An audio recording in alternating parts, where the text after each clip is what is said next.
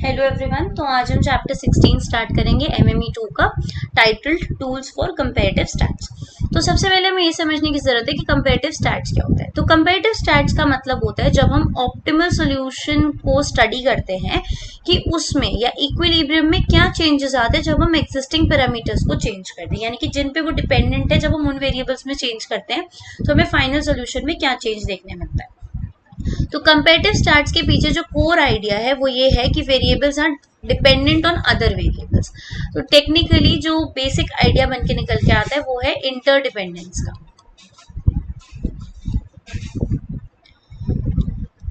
क्योंकि एक वेरिएबल दूसरे वेरिएबल पे डिपेंडेंट है तो हमें चेन ऑफ डिपेंडेंसी देखने मिल सकती है।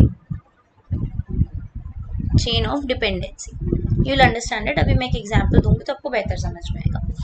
तो चेन ऑफ डिपेंडेंसी का मतलब, suppose z is a function of x and y।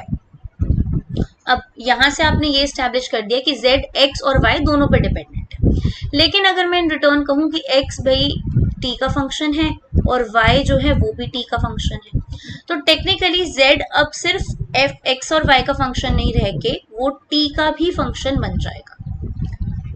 क्योंकि अगर t में चेंज आएगा तो x में चेंज आएगा, t में चेंज आएगा तो y में चेंज आएगा, और अगर x y में चेंज आएगा तो ऑटोमेटिकली z पे भी चेंज आएगा।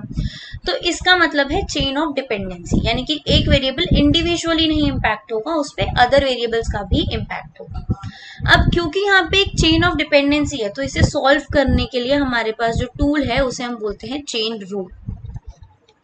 तो चेन रूल का फॉर्मूला क्या है, dz by dt equals to del f by del x into dx by dt plus del f by del y into dy by dt।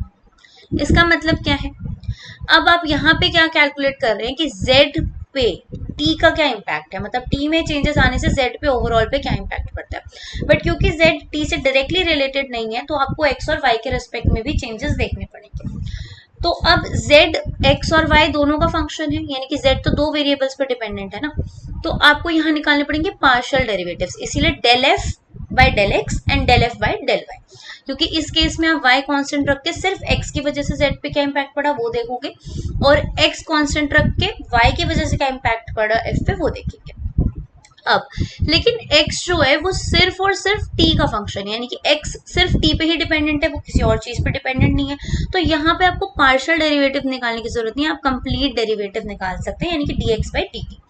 Similarly y जो है वो सिर्फ t का फंक्शन है, वो किसी और वेरिएबल पर डिपेंडेंट नहीं है, तो इस केस में भी आप डायरेक्ट डेरिवेटिव निकाल सकते हैं without taking out any partial derivative. ठीक है, तो ये आपके पास फॉर्मूला हो गया। तो इसको एक एग्जाम्पल से देख लेते हैं।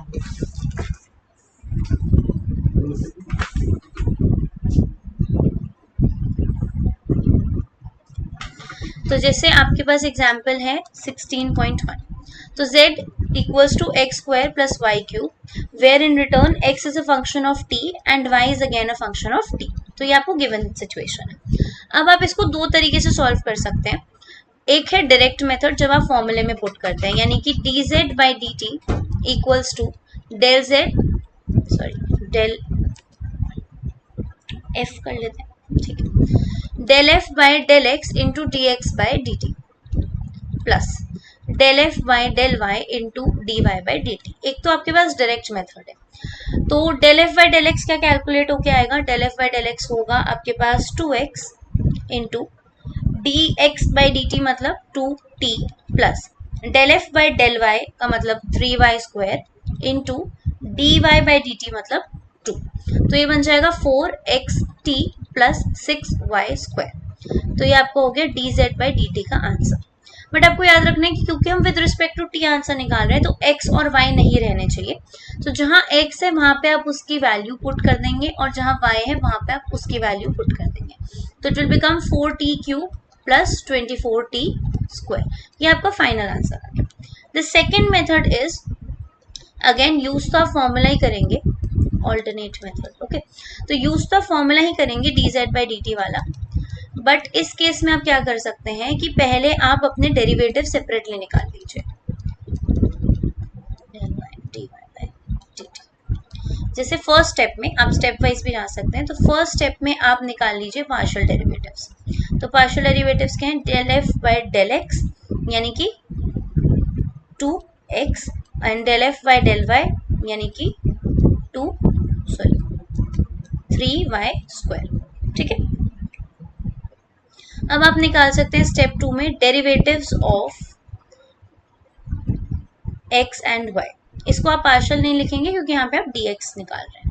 तो dx बाई dt अगर आप निकालेंगे तो आपका आंसर आ जाएगा 2t and dy by dt आप निकालेंगे तो आपका आंसर आ जाएगा 2।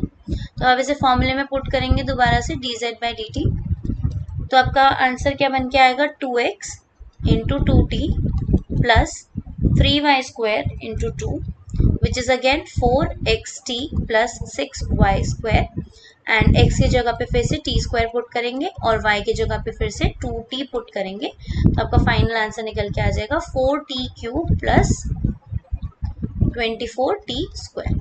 ठीक है, तो दोनों मेथड्स करेक्ट हैं, दोनों से आपको सेम आंसर मिलेगा। It's totally up to you कि आप कैसे कौन सा मेथड आप प्रेफर करते हैं या आप किस मेथड से चलना चाहते हैं। नेक्स्ट आपके पास एक एग्जाम्पल है 16.3। I just want to discuss it क्योंकि उसमें कॉप डॉगलिस का भी एक थोड़ा सा इंटरवेंशन है आगे चल के। तो इसमें गिवन है आपको प्रोडक्शन फंक्शन। तो प्रोडक्शन फंक्शन में y is a function of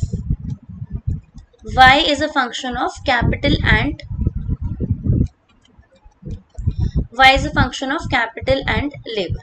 ठीक है, अब आपको बोला है capital is in return dependent on time and labour is in return dependent on time, यानी कि वही कि k और l भी किसी और वेरिएबल पे डिपेंडेंट है। तो देयरफॉर आपका जो कंप्लीट फंक्शन है that will become k dependent on t और l डिपेंडेंट ऑन t, यानी कि जो आपका फाइनल प्रोडक्शन का आउटपुट है वो भी टाइम पे डिपेंडेंट होगा। तो अब आपको यहाँ पे फाइंड आउट करना है dy बाई dt और y डॉट। इसका मतलब एक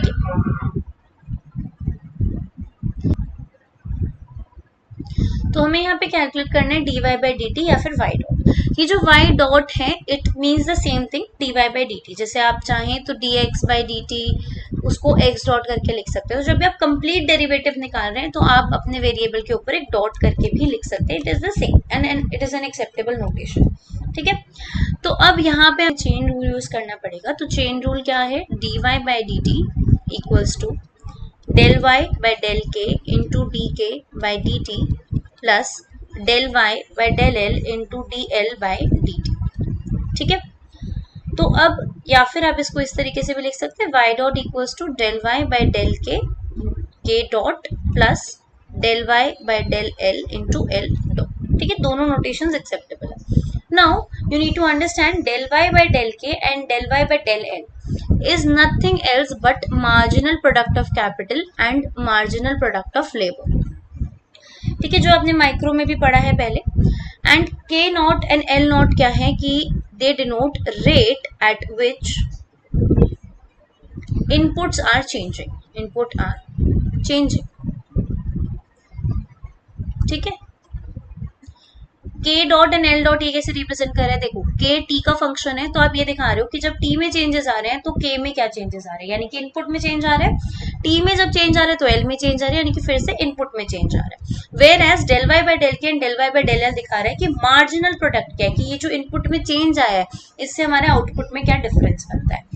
तो इसको अगर आप एक थियोरेटिकल फॉर्मेट में लिखोगे तो it will be represented as output growth is equal to marginal product of capital into growth of capital plus marginal product of labor into growth of labor, which is logically also correct कि अगर आप output growth check करना चाहते हैं तो individually capital और labour क्या contribute कर रहे हैं इनटू जितना ग्रोथ हो रहा है कैपिटल का और जितना ग्रोथ हो रहा है लेबर का। So this is what the formula denotes. ठीक है, अब इसी का जब आप एक स्पेशल केस देखते हैं जिसको हम कॉप डॉगलिस बोलते हैं तो वहां पे इक्वेशन थोड़ी सी चेंज हो जाती है, दैट इज कॉप डॉगलिस फंक्शन। तो कॉप डॉगलिस फंक्शन हमेशा इस फॉर्मेट में जनरल फॉर्मेट में लिखा जाता है y is equal to a k a l b और you might find it written as a k alpha l beta, it's the same. Okay, तो सबसे पहले अगर मेरे को मार्जिनल प्रोडक्ट निकालना है कैपिटल एंड लेबर का तो for that I will be calculating the partial derivatives, right. So I will be calculating dy by dk and dy by dl। तो dy बाई डी के क्या होगा, a k a minus one l b, dy by d l होगा b a k a l b minus one, right. अब हम इससे substitute करते हैं chain rule में। तो चेन रूल के अकॉर्डिंग क्या होना चाहिए, dy by, I am not writing dy by anything, यहाँ पे हम y डॉट लिख लेते हैं, y डॉट वाला फॉर्मेट विल बी इजी। तो dy बाय डी की जगह में a k a minus one l b into k dot, right, plus b a k a l b minus one into l dot, ठीक है। अब इसका further हम थोड़ा सा अरेंजमेंट करें अगर, तो ये a k a upon k into l b k dot, इसको ऐसे लिख सकते हैं ना, मतलब अगर मैं इसको साइड में एक्सप्लेन करूं तो it is k a minus one, right, तो it is k a into k की power minus one, that is k a upon k की power minus one, sorry one, ठीक है, because you are changing it तो उसका माइनस हट जाएगा, ठीक है। तो I have written it directly, same way I will be writing L raise to power b upon L into l dot, ठीक है। अब you need to notice something, ये जो है ये पूरा का पूरा y है और इधर भी ये पूरा का पूरा y है, तो y dot equals a into y k dot upon k plus b into y l dot upon l, right. Now इसमें से आप y कॉमन ले सकते हैं फिर से, तो यहाँ क्या बचेगा आपके पास a k dot upon k plus b l dot upon l, right. तो अगर मैं y को यहाँ पे शिफ्ट कर दूं तो it will show a k dot upon k plus b l dot upon l,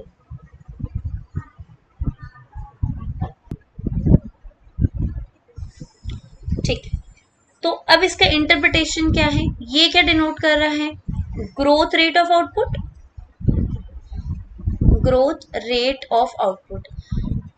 देखो कैसे डिनोट कर रहा है, y डॉट का मतलब ये है कि हम y को with respect to some derivative निकाल रहे हैं, y डॉट मतलब ऑलरेडी डेरिवेटिव है, अपॉन y, दैट मीन्स आपने एक तरीके से रेट कैलकुलेट कर लिया कि y में कितना चेंज आ रहा है या ग्रोथ में कितनी ग्रोथ हमें देखने को मिल रही है आउटपुट, ठीक है, is equal to weighted average of growth rate of input, is equal to weighted average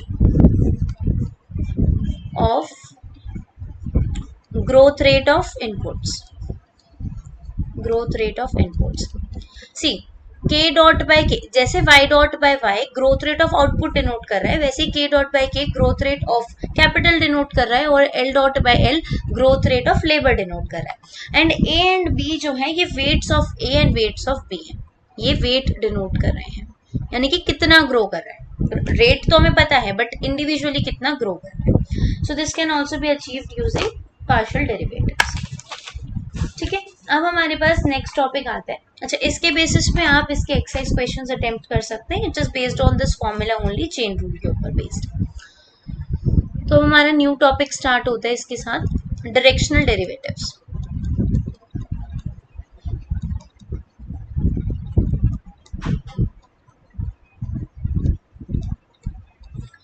तो डायरेक्शनल डेरिवेटिव्स का मतलब क्या है, सपोज आपके पास एक फंक्शन है f is a function of x and y, तो जब आप एफ एक्स कैलकुलेट करते हैं या एफ वाई कैलकुलेट करते हैं या फिर del f by del x या del f by del y calculate करते हैं,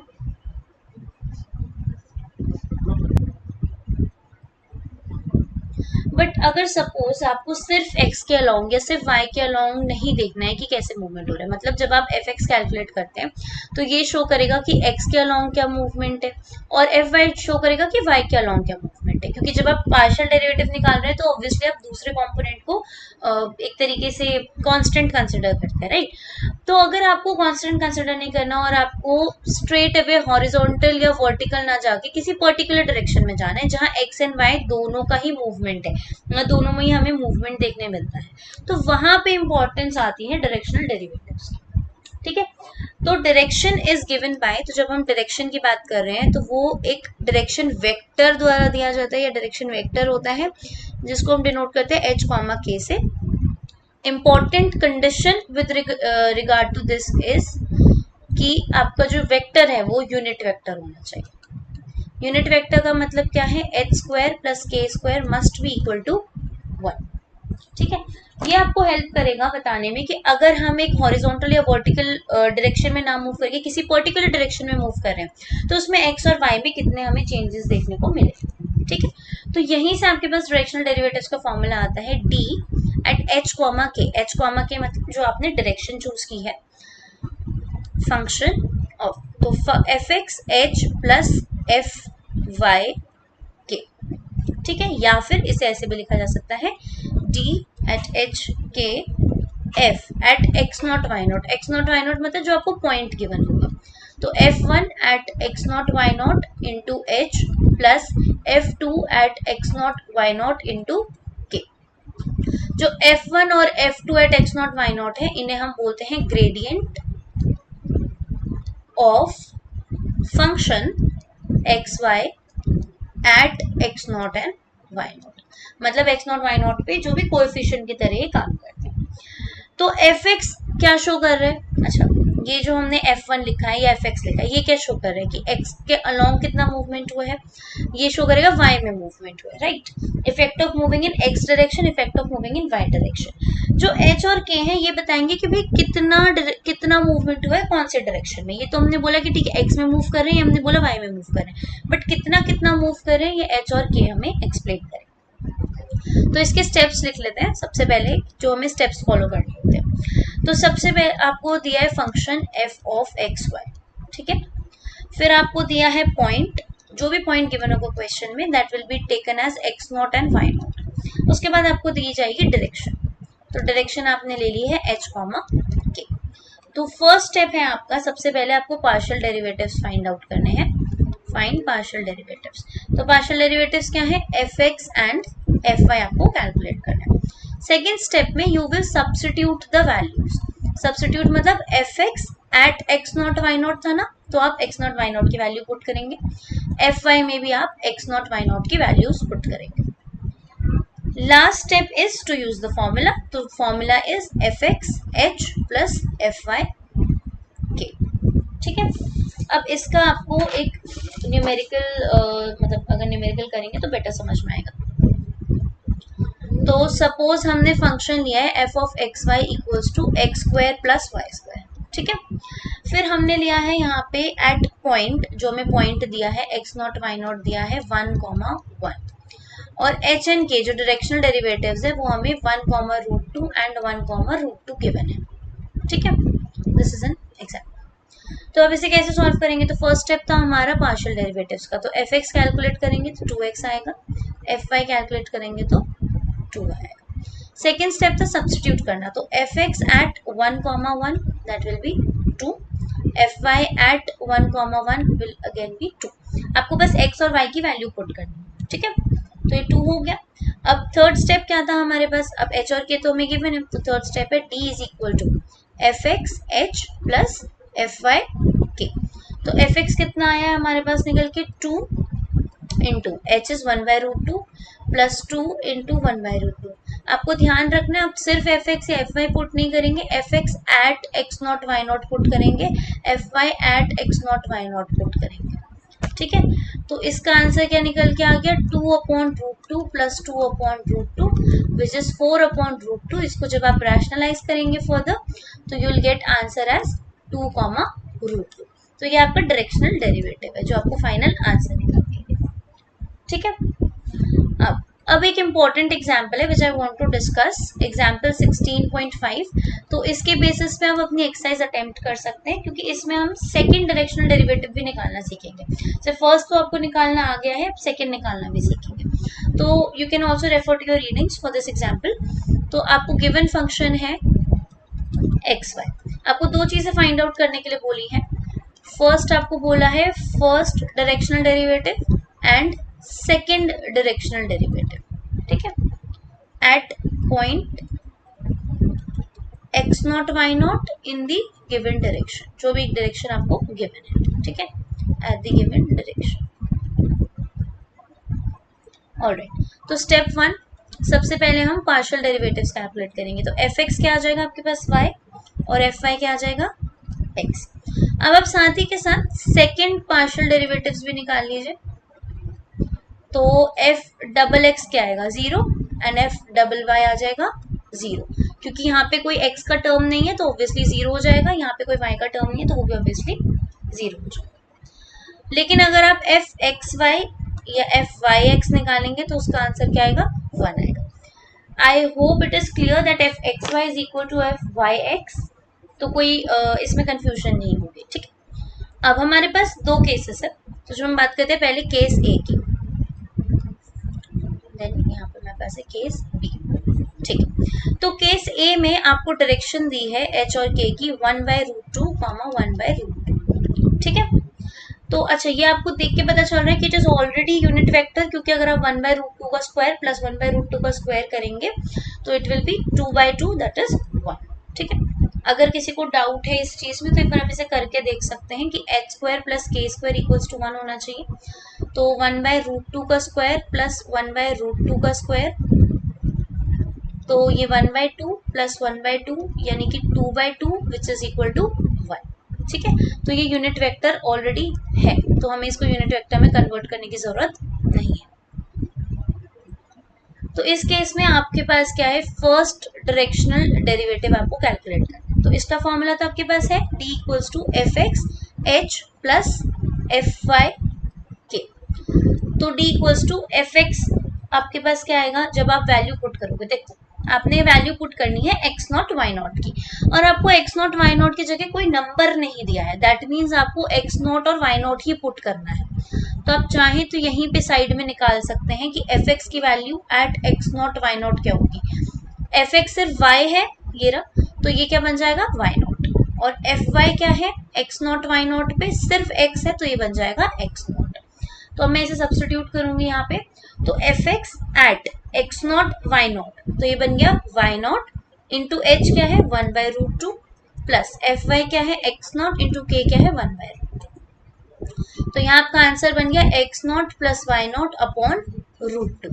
अब आप चाहें तो इसे रैशनलाइज कर सकते हैं, which will be better option, x naught plus y naught upon √2 into √2 upon √2, that will become √2 bracket x naught plus y naught और नीचे में 2, ठीक है। You can write like this also, otherwise if you want you can leave here, but rationalise is a better one. अब ये case 1 का आपने first derivative निकाल दिया, लेकिन अब आपसे उन्होंने पूछा है सेकंड डायरेक्शनल डेरिवेटिव भी आपको निकालना है। तो सेकंड डायरेक्शनल डेरिवेटिव के लिए आपका फॉर्मूला थोड़ा सा चेंज हो जाता है, which I am writing here. तो अब आपको निकालना है d2f। तो d2f का फॉर्मूला होता है f double x h square plus 2 of f x y into h into k plus f of double y at k square, या फिर if you want you can also write it as f double dash h square plus 2 f 12 hk plus f double dash k square, ठीक है। both the formats are okay, you can write in any way you want। अब हमने ऊपर